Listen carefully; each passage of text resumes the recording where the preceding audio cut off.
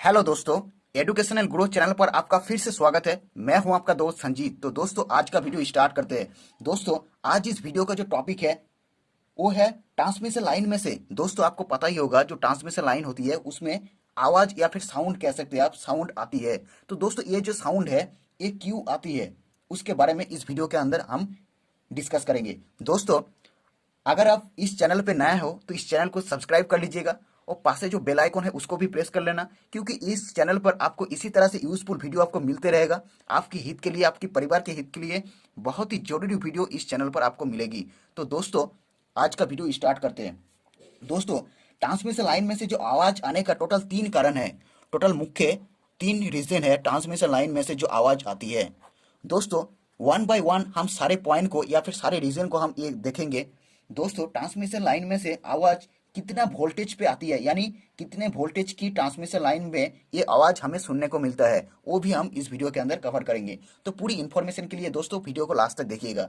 दोस्तों आज का वीडियो स्टार्ट करते हैं। दोस्तों ट्रांसमिशन लाइन में से जो आवाज आती है उसको हम हमिंग साउंड कहते हैं। उसको हम दोस्तों हमिंग साउंड कहते हैं या फिर हिसिंग साउंड आप बोल सकते हैं। आप स्क्रीन पर देख सकते हैं, हमिंग या फिर हिसिंग साउंड भी कहते हैं।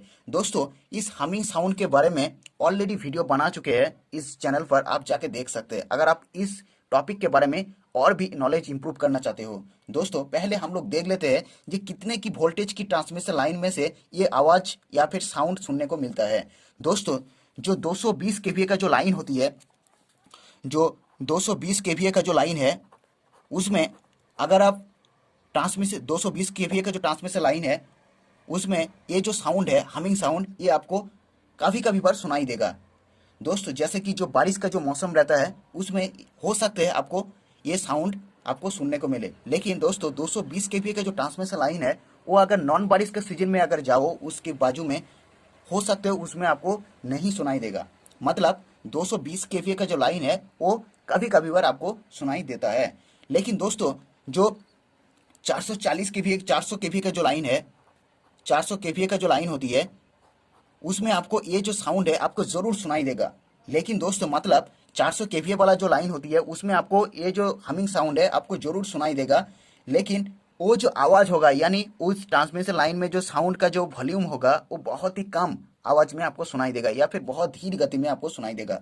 लेकिन दोस्तों वहीं पे अगर आप 765 केवीए का ट्रांसमिशन लाइन में अगर जाते हो, 765 केवीए का अगर ट्रांसमिशन लाइन में से जाते हो तो वहां पर आपको जो आवाज आपको सुनने को मिलेगा उसका जो वॉल्यूम होगा वो बहुत ही स्ट्रांग वॉल्यूम के तौर पे आपको जरूर सुनाई देगा। अगर आप 765 केवीए का ट्रांसमिशन लाइन के बाजू में अगर जाके खड़े होते हो तो वहां पर आपको ये जो हमिंग साउंड है आपको जरूर सुनाई देगा एंड बहुत ही स्ट्रांग स्ट्रांग वॉल्यूम के तौर पे आपको सुनाई देगा। तो दोस्तों ये था कितने वोल्टेज की लेवल पे हमें ये साउंड सुनने को मिलता है। 220 केवीए पे मिलता है, 400 केवीए पे और 765 केवीए पे साउंड पे भी, ट्रांसमिशन लाइन पे भी हमें सुनने को मिलता है। दोस्तों अब हम बात कर लेते हैं कि ये जो ट्रांसमिशन लाइन है इस लाइन में जो आवाज आ रही है इसके पीछे रीजन क्या है। पहले मैंने आपको बताया टोटल 3 रीजन इसके पीछे है। वन बाय वन सारे रीजन का हम देखेंगे। पहला जो रीजन है दोस्तों, पहला रीजन आप कह सकते हैं वो है इलेक्ट्रिकल कोरोना की वजह से। दोस्तों ये चाइना वाला कोरोना नहीं है, ये इलेक्ट्रिकल कोरोना है। इस इलेक्ट्रिकल कोरोना की वजह से भी हमारे जो ट्रांसमिशन लाइन में से आवाज आती है।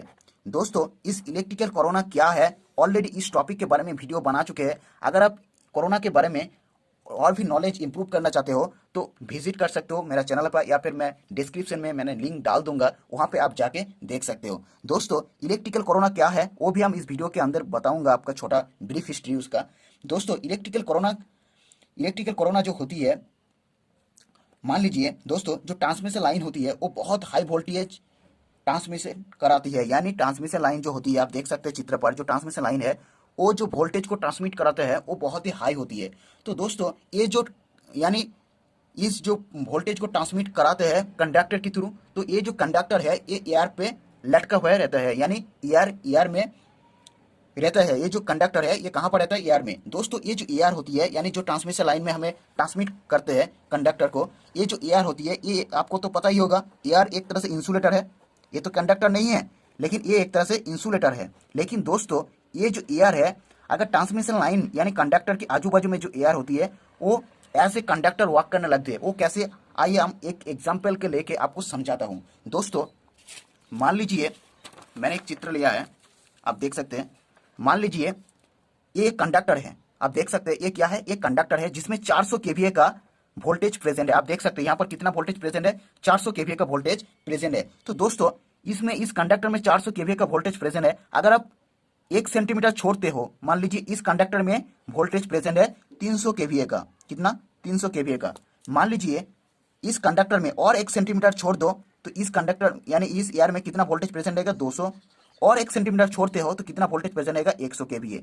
मतलब जब कंडक्टर से 1 सेंटीमीटर छोड़ते जाएगा आप, तो यहाँ पर जो वोल्टेज का लेवल है, यानी कंडक्टर से जो वोल्टेज का लेवल है वो कम होते जाएगा। यानी जितना कंडक्टर से आप दूर होते जाओगे तो वहां पर जो वोल्टेज का लेवल है वो कम होते जाएगा। तो ये जो कंडीशन है, यानी कंडक्टर से वोल्टेज कम हो रहा है, तो ये जो कंडीशन है इसको हम पोटेंशियल ग्रेडियंट बोलते हैं। दोस्तों ये जो पोटेंशियल ग्रेडिएशन, यहाँ पे ध्यान दीजिएगा कि कंडक्टर एयर जो होती है, दोस्तों हमारी जो एयर होती है, हमारी जो एयर होती है, ये एयर, इसका जो डाइलेक्ट्रिक स्ट्रेंथ है वो 30 केवी पर सेंटीमीटर है।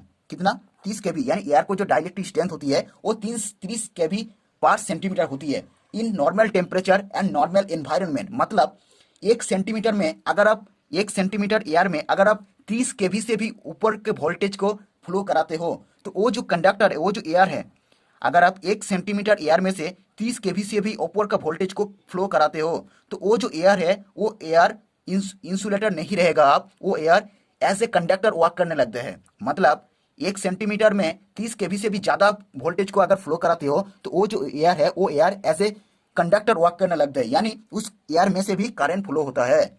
मेरा मकसद यही था आपको समझने का जी, उस एयर में भी करंट फ्लो होता है। दोस्तों ये कंडक्टर जो आजू बाजू का जो एयर है, यानी यानी ये तो कंडक्टर है 400 केवी का, लेकिन दोस्तों इस आजू बाजू का जो एयर होती है, ये एयर में भी ये एयर ब्रेक डाउन हो जाती है, या फिर आप कह सकते हैं ये जो एयर है ये आयोनाइज्ड हो जाती है। तो ये जो आयोनाइज्ड हो रही है, यानी ट्रांसमिशन लाइन में से करंट फ्लो होने से जो आयोनाइज्ड हो रही है एयर, इस आयोनाइज्ड होने की वजह से भी साउंड पैदा होती है। तो हमें जो ट्रांसमिशन लाइन के अंदर जो साउंड सुनने को मिलता है, ये साउंड, यानी जब एयर ब्रेक डाउन हो जाती है कंडक्टर के थ्रू, तो ये जो ब्रेक डाउन होता है, इस ब्रेक डाउन होने की वजह से भी साउंड पैदा होती है। तो दोस्तों इस जो साउंड को हम इलेक्ट्रिकल कोरोना कहते हैं। इसको हम, यानी जब हमारा जो एयर होती है वो अगर ब्रेक डाउन हो जाती है, उस ब्रेक डाउन होने की वजह से जो साउंड पैदा होती है उसको हम इलेक्ट्रिकल कोरोना कहते हैं। दोस्तों ये जो आवाज़ आती है, यानी इलेक्ट्रिकल आवाज़ जो आ रही है, ये बारिश के सीजन में बहुत ज़्यादा आती है, क्योंकि बारिश की जो सीजन होती है वो, उसमें जो एयर होती है वो इजीली ब्रेक डाउन हो जाती है। जो बारिश के जो सीजन होती है उसमें एयर इजीली आयोनाइज्ड हो जाती है। आयोनाइज्ड होने की वजह से हमारे जो बारिश के मौसम में ज़्यादा साउंड क्रिएट होती है। दोस्तों ये था पहला रीजन, ये था इलेक्ट्रिकल कोरोना का पहला रीजन। दोस्तों दूसरा जो रीजन है वो है वाइब्रेशन। वो क्या है दोस्तों, वाइब्रेशन। वाइब्रेशन दोस्तों ये जो वाइब्रेशन है, ये भी एक ट्रांसमिशन लाइन के अंदर जो साउंड क्रिएट होती है, इसके पीछे ये दूसरा रीजन है। दोस्तों जो ट्रांसमिशन लाइन होती है, आप चित्र पर देख सकते हैं, जो ट्रांसमिशन लाइन होती है उसमें हम ज़्यादा अमाउंट की पावर को ट्रांसमिट कराते हैं जनरेटिंग स्टेशन से, यानी जीएस से कहाँ तक, जीएस से सब स्टेशन तक हम लोग ज़्यादा अमाउंट की करंट को फ्लो कराते हैं या फिर पावर को ट्रांसमिट कराते हैं। तो दोस्तों ये जो ज़्यादा अमाउंट का पावर हम फ्लो करा रहे हैं, तो ये इसकी वजह से हमारा क्या होती है, जो कंडक्टर है, यानी जिस कंडक्टर के थ्रू हमें ज़्यादा अमाउंट को पावर को हमें ट्रांसमिट कराती है, तो उस कंडक्टर की अंदर वाइब्रेशन की पैदा होती है या फिर वाइब्रेशन क्रिएट होती है। तो इसकी वजह से भी नॉइस क्रिएट होती है। जब भी कंडक्टर में वाइब्रेशन क्रिएट होगा तो साउंड जरूर सुनाई देगा। तो ये था वाइब्रेशन। दोस्तों जो तीसरा पॉइंट है, जो तीसरा मुख्य पॉइंट है वो है वाइंड। वो है दोस्तों वाइंड। वाइंड की वजह से भी ट्रांसमिशन लाइन के अंदर करंट, ट्रांसमिशन लाइन के अंदर साउंड पैदा होती है। दोस्तों ये जो साउंड पैदा होती है ट्रांसमिशन लाइन के अंदर, ये आप यहाँ पर एक इंपॉर्टेंट बात दोस्तों, जो इलेक्ट्रिकल कोरोना होती है उसके वजह से ट्रांसमिशन लाइन के अंदर टोटल 90% साउंड पैदा होती है। यानी मान लीजिए अगर 100% साउंड आ रही है तो 90% साउंड हमें इलेक्ट्रिकल कोरोना की वजह से मिलता है, और वाइब्रेशन की वजह से हमें 9% साउंड क्रिएट होती है, और वाइन की वजह से 1% साउंड क्रिएट होती है।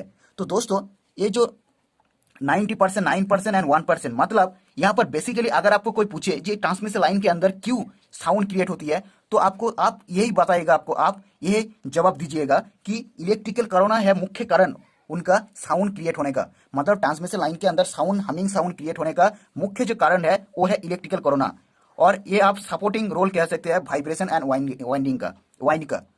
तो दोस्तों आई होप इस टॉपिक के बारे में आपको कुछ बेहतर जानकारी मिली होगी, इलेक्ट्रिकल कोरोना के बारे में, या फिर हमिंग साउंड क्यों पैदा होती है ट्रांसमिशन लाइन के अंदर। तो इस चैनल को लाइक करें और इस वीडियो को लाइक करें, चैनल को सब्सक्राइब करें और दोस्तों में से शेयर करें। तो दोस्तों मिलते हैं नेक्स्ट